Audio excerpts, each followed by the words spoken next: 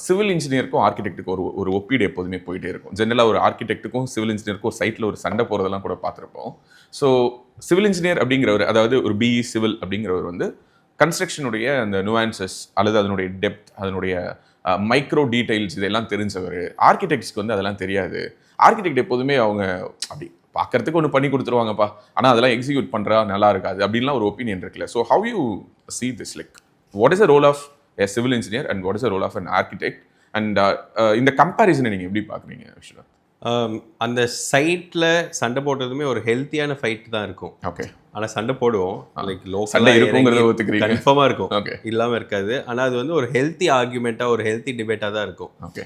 ஒரு ஆர்கிடெக்ட் அப்படின்னா வந்து எந்த இடத்துல என்ன இருக்கணும், எப்படி இருக்கணும் அப்படின்றது வடிவமைக்கிறது ஒரு ஆர்கிடெக்டோட ரோல்.